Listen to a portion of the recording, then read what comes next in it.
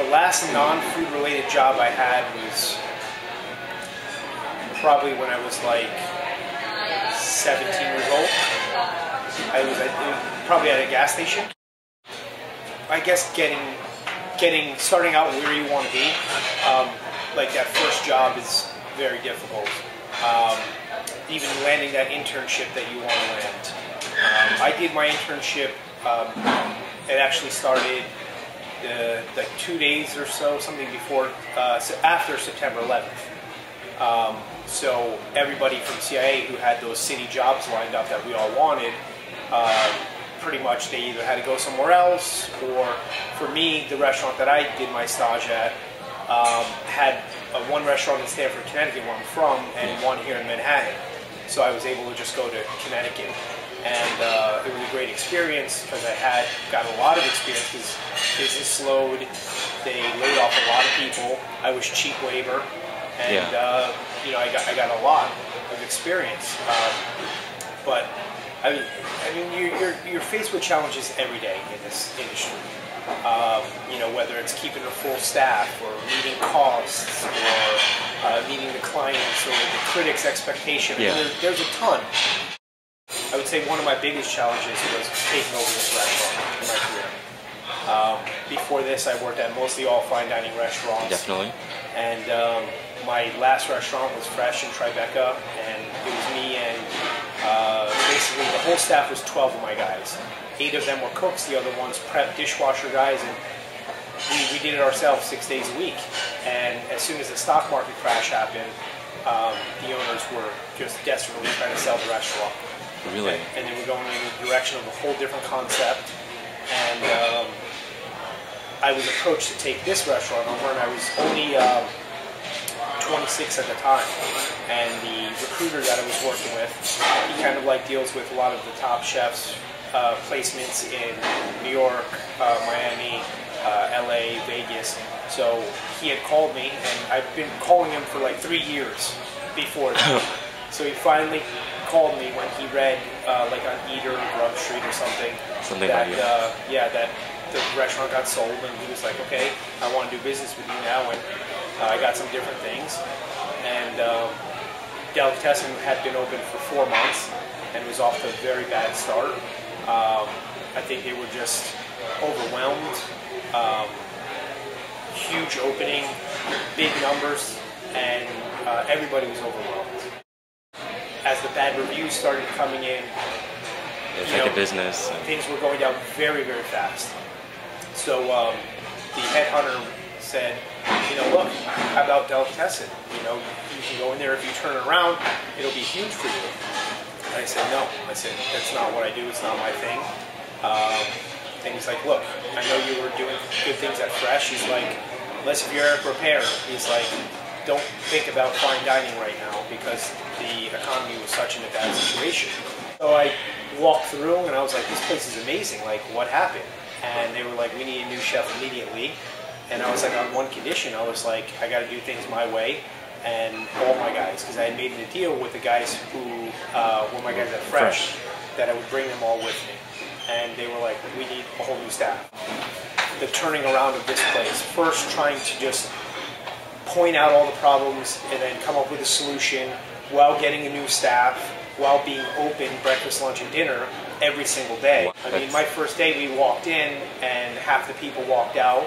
They figured they were going to get let go. They had a loyalty to the previous chef. Everybody was just walking out. It was chaos. Mistakes? Yeah. I mean, I don't want to say mistakes. I mean, I've kind of saw them all through when I thought that I made a bad decision or something. Like when I took this place over, my first 3 months, I thought it was a bad decision. But I knew I couldn't leave, and I knew that if I just walked away then, it would look really badly on me. So mistakes. I mean, knock on wood. I mean, I think even situations that I got myself into that I was like, wow, this is a sticky one. I kind of just went through it. I mean, there have been places that I've worked at that even if it's a 3-star establishment, when you see things going on, there are mistakes going on, or if you make mistakes from every single place, you're like, okay, I see that this was done poorly and this was done fantastic. So you take the good with the bad, and even you making mistakes or seeing something that's not right is going to help you down the line. Definitely. So, yeah, it's tough. I mean, a mistake for me is, after that's made, you can only fix it and go forward from there. So, luckily, kind of been through them all and worked through the mistakes. These type of things happen, the low point, and then people can't get past them.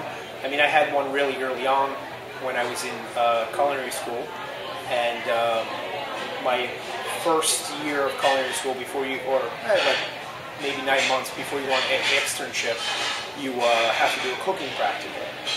Now, I've been cooking for a very long time. I mean, I grew up in this Italian family where we always cooked, and I'm not even kidding you, probably at 7, 8 years old, like me and my brother were able to cook something, whether it was pasta or eggs or something like that, we were able to. So I've always kind of felt comfortable in the kitchen, but when I went to CAA, there was a lot of new stuff in there. I've never seen, a lot of these techniques. And I was doing this cooking practical, and I kind of skated through school up until that point. And then when I got there, the nerves really got a hold of me. The chef came off, he's kind of abrasive. You get a different chef for each practical. So he's not the chef who's teaching you, he's just grading you this day. So I failed the cooking practical the first time, and that first time he was like, this is cold, blah, blah, blah. And he was just like, dismiss me, and he was like, okay, so you're able to do it again.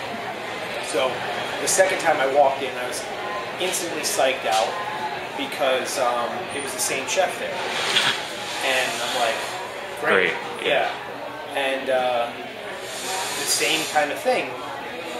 I think he was just so disappointed with my first meal.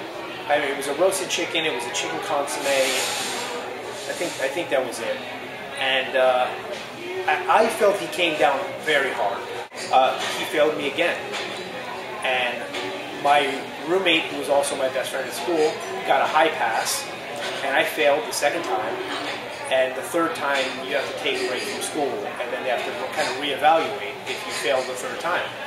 And I was just stunned. And then he, rather than the chef, I was young, and rather than him saying, like, look, like, it's there, but you have to work on this. Yeah.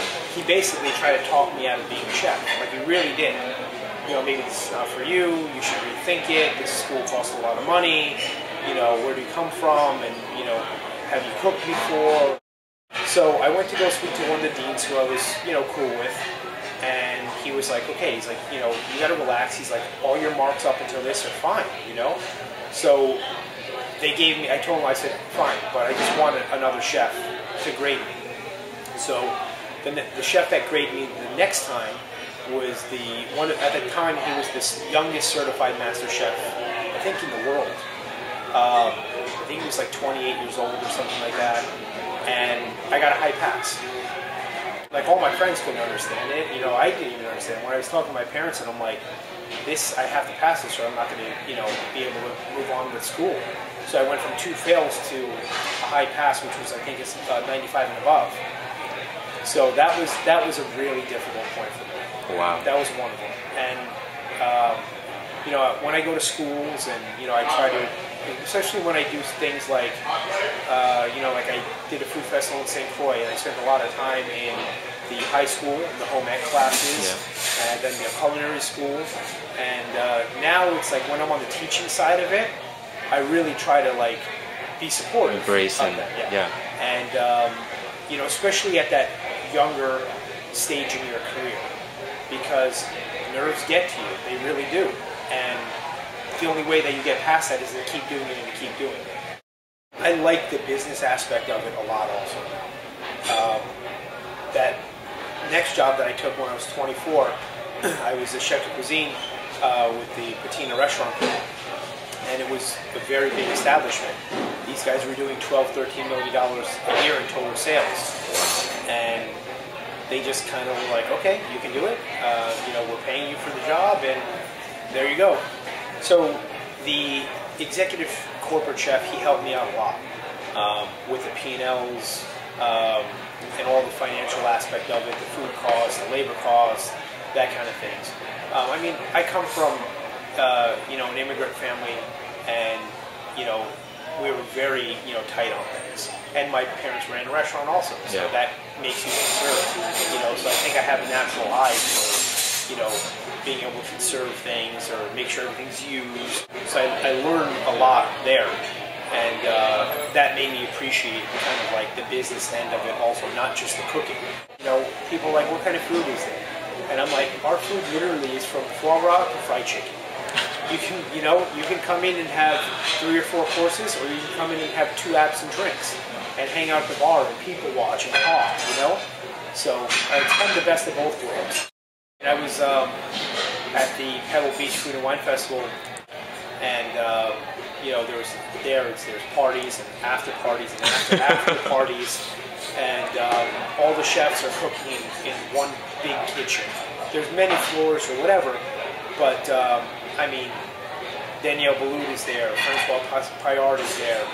Then we're sharing a kitchen, and we're walking through and see them at the after party, have a drink with them. Thomas Keller's walking by. No. Yeah, Grant Actis, like everybody was there. Before 2008, I was on this like path of more fine dining, like more cutting edge, and then after 2008, the finance part really sunk in. And I was like, no matter what you're producing, how great and whatever it is, places need to make money. It's a business. A restaurant is a business. That's the bottom line. I guess the next goal is to open up more restaurants and of all different types. And one day, which I've learned, that you need a lot of restaurants that create a lot of revenue to be able to have like your baby. And one day, when that time comes, when I have a bunch of restaurants that financially are making a lot of money, I want a small baby of 40, 50 seats where I can cook with my guys, whatever comes and whatever, is ready, at the farm and walks in the door and whatever's looking beautiful, just to be like, okay, this is what we're going to do today, and just do whatever, I feel that day.